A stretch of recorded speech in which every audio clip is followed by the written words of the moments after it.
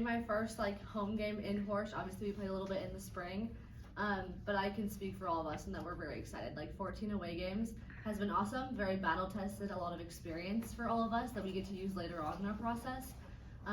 But obviously, we're just excited. You know, my family gets to come in, we get to see all of our family here, and all the fans cheering for us will be very fun.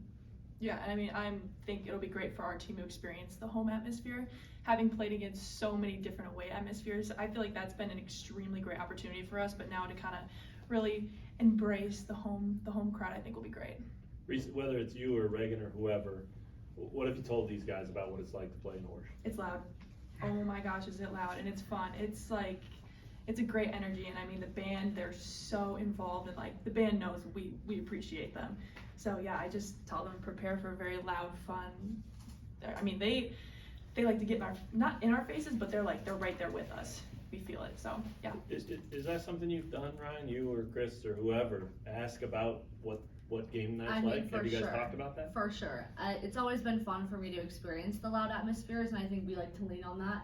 Is whether it's the crowd is technically for us or against us, it's really fun to kind of use that as your energy.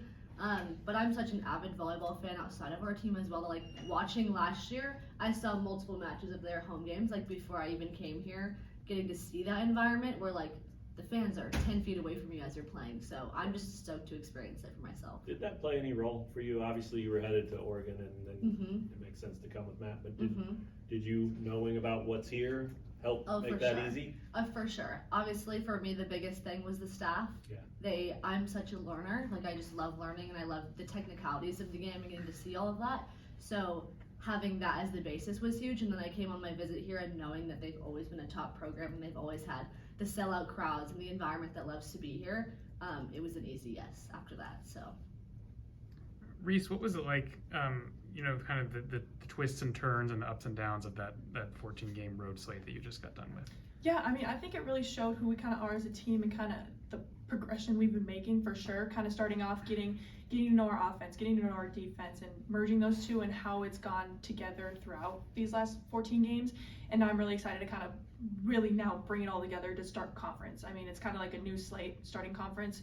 So now we're just ready to go for these next however many conference games we got. How much difference will the preparation be since you don't have to worry about travel day to get there, travel day to get home, but to be in place? How much do you feel like that's going to help with the learning curve? Because it's still first year program under Matt, and try to figure out exactly what he's looking for. For sure. I think the practices, we know what to expect because we're always trying to get better at the same things. Like we're minimizing kind of the differences. So we get in here and the practice is the same whether they're on the road or they're here. But for us, it'll be our sleep and our preparation outside of practices. I think someone told me some crazy stat about how we'd spent like 8 nights in our bed in the last like 4.5 weeks, to a point where like hotel beds were getting more comfy for us than our own ones. So it'll be really good for us to just be here, get good night's sleeps over and over and over again, have the food preparation, making our own meals, all those things. Yeah, I would totally agree. Just kind of more the preparation on our personal lives, just how are we feeling outside the court? Are we good in school? Are we good with each other? Are we good eating? Are we good sleeping? I think that'll be major important for the rest of the conference. Ryan, you've been around volleyball, the sport, Yes. college volleyball. Yes. But to be voted one of the captains after just a few months here, did that surprise you? Did you expect it in some small way? What was that like for you to find that out? I don't know. I felt very honored.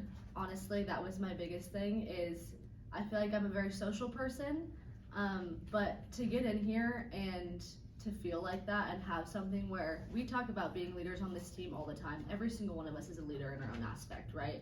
And for us to be successful, everyone has to do their leadership piece. But it was really just an honor. Like I honestly was like tearing up a little bit because it's so cool that you get to make connections like that with the team so fast, and to feel like I can lean on them and they can lean on me in the same aspect was really just an honor. So I'm glad I get to be here, and I'm glad that we have a team where we're all working together for this major process. We didn't ask Matt, but I assume you guys voted. Is that how Yes, that we went? did. Okay. We Couldn't did. vote for yourselves. I don't remember the rules. But Yeah, we all just voted. Yeah. Yeah.